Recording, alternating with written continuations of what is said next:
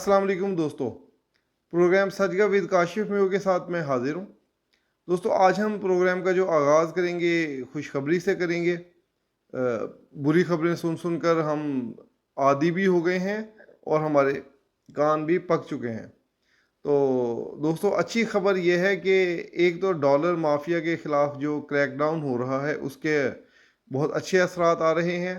Dollar गिर रहा है और आज एक और नेटवर्क भी बेनकाब हुआ है और वो तकरीबन पकड़ा भी जा चुका है, जिसकी वजह से डॉलर में ज़रा कमी हो रही है। लेकिन अच्छी खबर यह है कि इस 1 अक्टूबर से पेट्रोल और डीज़ल की कीमतों में काफ़ी बड़ा जो है ना एक कमी होने वाली है।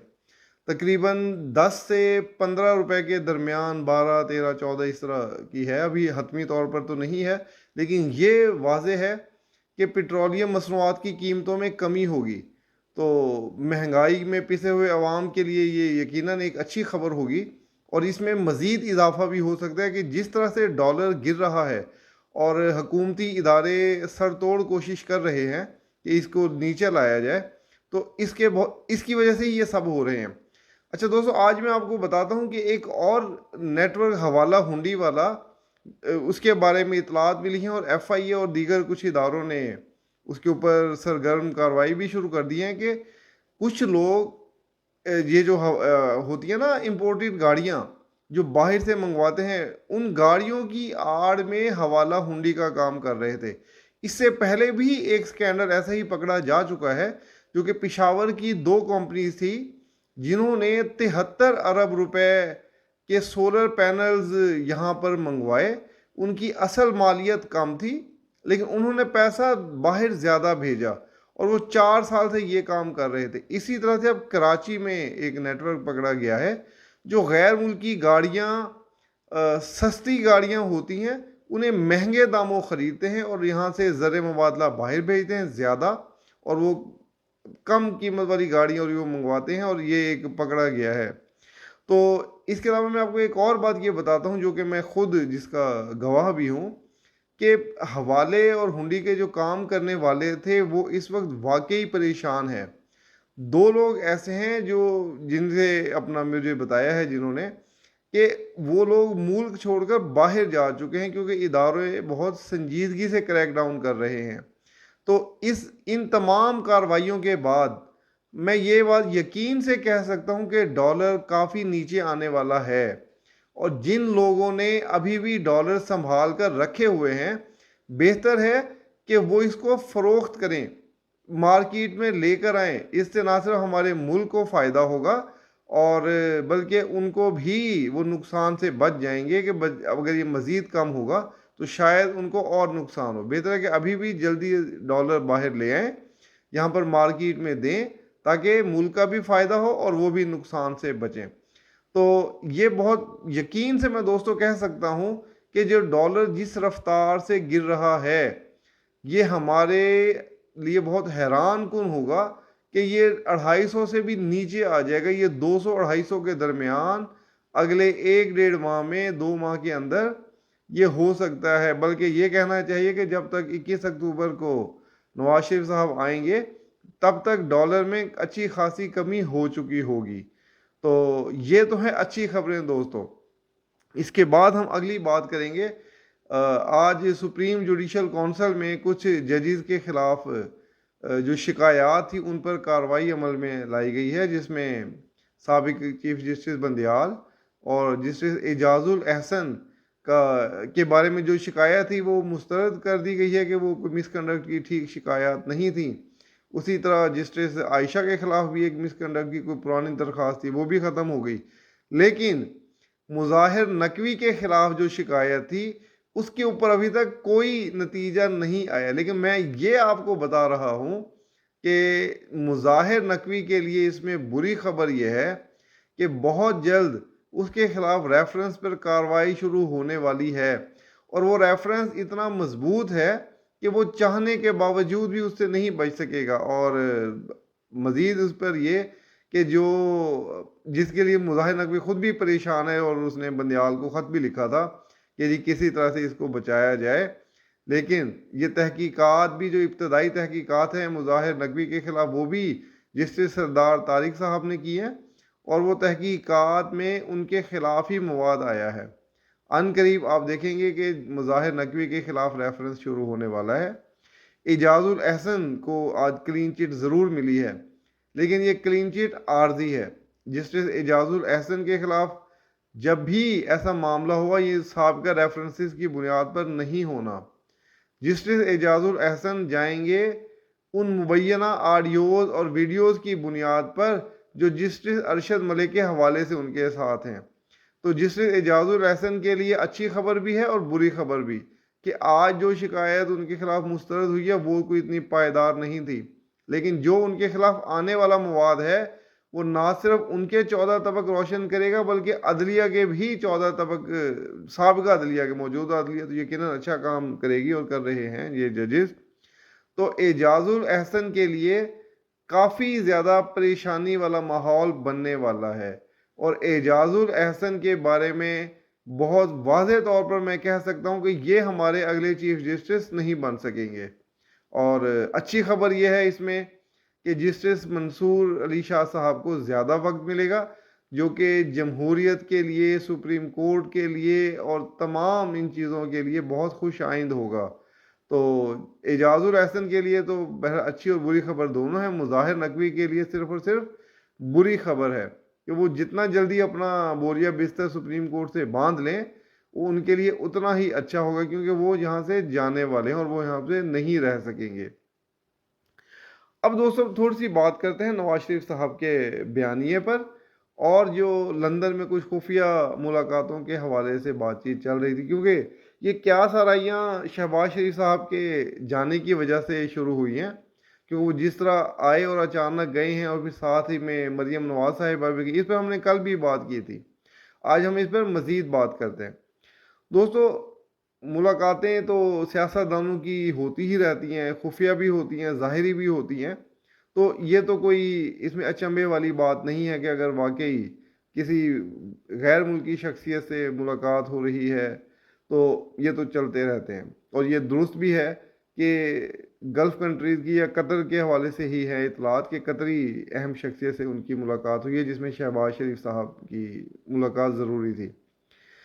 لیکن ان ملاقاتوں سے ہٹ کر جو اصل معاملہ ہے کہ نون لیگ بیانیہ کیا بنائے گی، یہ شخصیات جو آ رہی ہیں ملاقات کرنے کے لیے، کیا یہ نون لیگ کا بیانیہ رکوانے کے لیے آ رہی ہے یا اس کے مقاصد کچھ اور ہیں؟ تو جو لوگ بتاتے ہیں وہ تو یہ کہتے ہیں کہ یہ جو ملاقاتیں ہو رہی ہیں یہ پاکستان کی میں انویسٹمنٹ لانے کے لیے ہو رہی ہیں، جبکہ نون لیگ جو اپنا بیانیہ لانا چاہتی ہے وہ اس وقت مختلف قسم کے معاملات چل رہے ہیں۔ نون لیگ ہمیشہ سے دو گروپوں میں رہی ہے، یہ ان کی دو آراء رہی ہیں کہ ایک پرو اسٹیبلشمنٹ بیانیہ ہوتا ہے اور ایک اینٹی اسٹیبلشمنٹ بیانیہ ہوتا ہے۔ شہباز شریف صاحب پرو اسٹیبلشمنٹ بیانیے کے چیمپئن ہیں اور نواز شریف صاحب اینٹی اسٹیبلشمنٹ بیانیے کے چیمپئن ہیں۔ تو دوستو اب جو نون لیگ جو بیانیہ بنانا چاہ رہی ہے کہ وہ 2008 یہ سابقہ الیکشن میں، یہ سابقہ حکومت میاں صاحب کی، کہ 2018 میں جنہوں نے کھلواڑ کیا تھا ان کو سزا دی جائے۔ اچھا، اب یہ بیانیہ کامیاب کیوں نہیں ہو سکتا؟ یہ بیانیہ اس لیے کامیاب نہیں ہو سکتا کیونکہ 2018 میں جو کھلواڑ ہوا اس کا روح رواں ہے جنرل باجوہ، سابق آرمی چیف، اور موجودہ آرمی چیف کے وہ باس ہیں جنرل عاصم منیر صاحب کے، اور کچھ عرصہ پہلے آرمی چیف نے ایک تقریب میں جنرل باجوہ کو اپنے بالکل ساتھ بٹھایا تھا۔ اس تصویر میں نشانیاں ہیں سمجھنے والوں کے لیے اور عقل مندوں کے لیے۔ تو کیا نون لیگ جنرل باجوہ کے خلاف بیانیہ بنائے گی، یا کیا نون لیگ جنرل باجوہ کا نام جلسوں میں لے گی تو اسٹیبلشمنٹ اس کو پسند کرے گی؟ یقیناً نون لیگ کے اس عمل کو اسٹیبلشمنٹ پسند نہیں کرے گی، اور اس کا سراسر نون لیگ کو نقصان ہوگا۔ تو نون لیگ کیا بیانیہ رکھ سکتی ہے، کیا ان کو رکھنا چاہیے؟ خواجہ آصف نے پچھلے دنوں ایک پروگرام میں بات کرتے ہوئے کہا تھا کہ انہوں نے صرف ججز کی بات کی کہ جن ججز نے کھلواڑ کیا اور ملک و قوم کے ساتھ کے خلاف یا ملک و قوم کی خواہشوں کے خلاف اس فتنے کو مسلط کیا، اس کے خلاف کارروائی ہونی چاہیے، بالکل ہونی چاہیے۔ لیکن خواجہ صاحب، ججز کی اتنی اہمیت تھی یا ان کے اندر اتنی طاقت تھی کہ وہ خود سے ہی ایک حکومت، چلتی ہوئی حکومت کے خلاف بیانیاں بنا لیتے، کارروائیاں کرتے، اور وہ جو ہے نا سب کچھ کر جاتے۔ تو جس طرح یہ ججز تو بیچارے معصوم ججز میں ان کو کہوں گا، کہ جو اب ایک اپنے جو بندیال والے دور میں آپ سب نے دیکھا ہوگا کہ وہ ایک معمولی سا بھی کوئی فیصلہ نہیں کروا سکتے تھے، الیکشن کمیشن کو فنڈز نہیں دلوا سکے، اور بہت ساری چیزیں نہیں کر سکے۔ تو ان ججز کی تو اتنی ہی ویلیو ہے، جب تک انہیں ایک مضبوط سہارا اسٹیبلشمنٹ کا نہیں ملتا، اس وقت تک ججز کوئی فیصلہ نہیں کر سکتے۔ یہ اچھی بات ہے یا بری بات ہے، لیکن ہمارے ملک میں اسٹیبلشمنٹ بہت مضبوط ہے، اور اس اسٹیبلشمنٹ کو آپ اس طرح سے پیچھے نہیں دھکیل سکیں گے، آپ بیانیوں کے ذریعے نہیں دھکیل سکیں گے۔ تو نواز شریف صاحب کا جو بیانیہ جو جس طرح کا بنانا چاہ رہے ہیں، اگر تو نواز شریف صاحب نے جلسوں میں جنرل باجوہ پہ تنقید کی تو نون لیگ اپنی کریڈیبلٹی کھو دے گی۔ نون لیگ اگر اقتدار میں آنا چاہتی ہے تو انہیں اسٹیبلشمنٹ کے ساتھ بنا کے رکھنی پڑے گی۔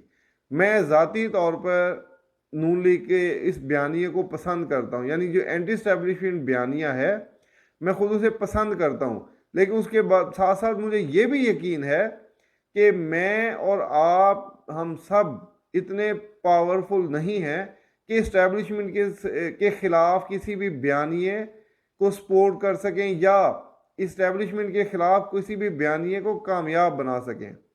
تو نون لیگ بھی نہیں کر سکے گی، اور جو ہے نا یقیناً اگر انہوں نے ایسا کیا تو ان کی جگہ پر پیپلز پارٹی تیار ہوگی۔ اب نون لیگ نے یہ فیصلہ کرنا ہے کہ آیا وہ جلسوں میں جنرل باجوہ کا نام لیں گے، یا گھما پھرا کے بس وہ گول مول بات جس کو کہتے ہیں نا کہ گونگلوں سے مٹی جھاڑنے والا۔ تو امکان اسی بات کا ہے، اور مجھے میاں نواز شریف سے بہت امید ہے، وہ بہت زرگ سیاست دان ہیں، وہ سمجھتے ہیں کہ اس وقت وہ جلسوں میں جنرل باجوہ کا نام لیں گے تو اس کے کیا اثرات ہوں گے۔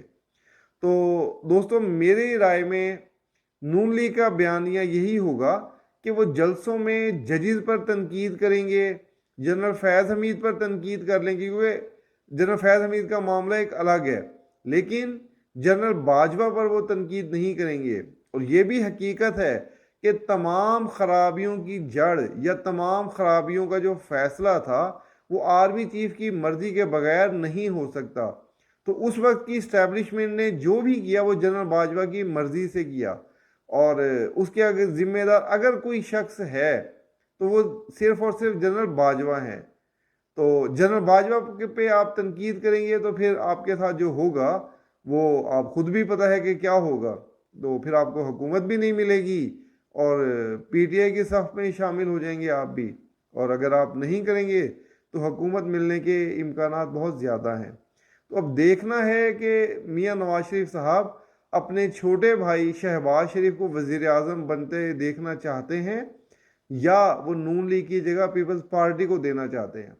تو دوستو، اس کا فیصلہ تو 21 اکتوبر کے بعد ہوگا، یا یہ ان جلسوں میں ہوگا جو ابھی نون لیگ نے کرنے ہیں۔ یہ نواز شریف صاحب کے آنے سے پہلے کچھ 7 جلسے وہ کر رہے ہیں، اس میں کیا موقف اختیار کریں گے اس سے واضح ہو جائے گا۔ تو دوستو، اس کے ساتھ ہی مجھے اجازت دیجیے، انشاءاللہ اگلے ویلاگ میں ہم دوبارہ بات کریں گے۔ اور آخر پہ آپ سے پھر وہی گزارش ہے کہ جن دوستوں نے ابھی تک چینل سبسکرائب نہیں کیا وہ چینل کو سبسکرائب کر دیں، جنہوں نے سبسکرائب کیا ہوا ہے وہ ویڈیو کو لائک بھی کر دیں، اور اس ویڈیو کو اور بھی دوستوں کو شیئر کریں تاکہ ہمارا چینل زیادہ اچھا اور زیادہ بہتر چل سکے۔ تو دوستو، اس کے ساتھ ہی مجھے اجازت دیجیے، اپنا بہت سا خیال رکھیے گا، تب تک کے لیے شکریہ، اللہ حافظ۔